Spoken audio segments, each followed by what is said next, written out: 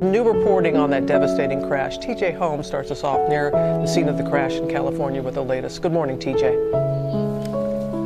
Robin, good morning. And there are a number of families in pain this morning after that crash here in this neighborhood, in the hills in this neighborhood behind me, that killed 9 people. But in particular, the loss of Kobe Bryant is hitting the LA community, the NBA community, the sports world, and in fact, people all over the world really hard. People are in disbelief that this global and cultural icon could be gone. Shock and heartache around the world at the news.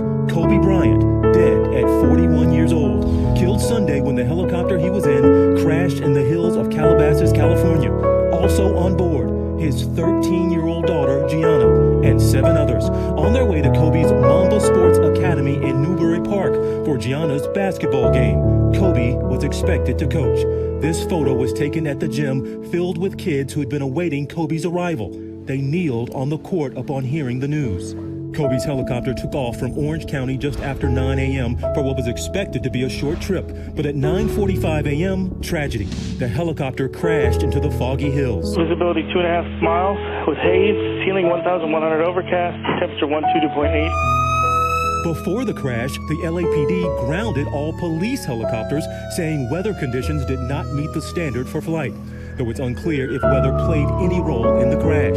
We are learning this morning there was an unusual rapid loss of altitude and increase in airspeed seconds before the crash. The NTSB and the FBI are both at the crash site investigating. Kobe often used helicopters to get around LA.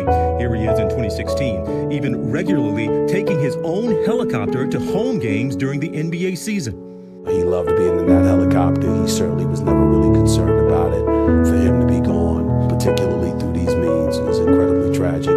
Just weeks ago, Kobe and Gianna, known as Gigi, were spotted at a Brooklyn Nets game having a father-daughter courtside moment that went viral. I love this.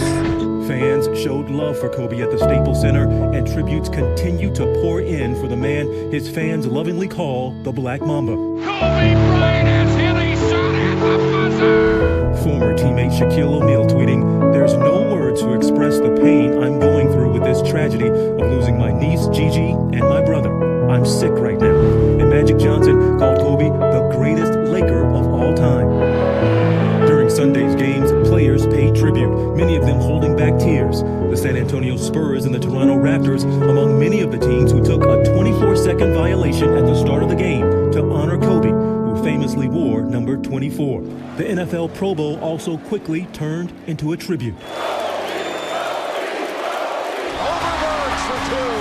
One of the greatest to ever take the court, the proud father of 4 daughters transcended sports, telling me he wanted a legacy beyond basketball.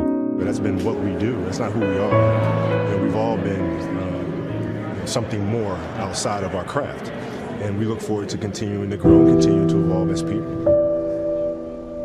And no doubt weather will be a part of the investigation. And in fact, in a lot of ways, guys, we saw so much of Kobe Bryant. We didn't lose him in the prime of his career, but to many people, it feels like we lost him in the prime of his life. He had so many other ventures. We talk about the Oscar, he was a best-selling author, and it seemed like he was just getting started in a lot of ways.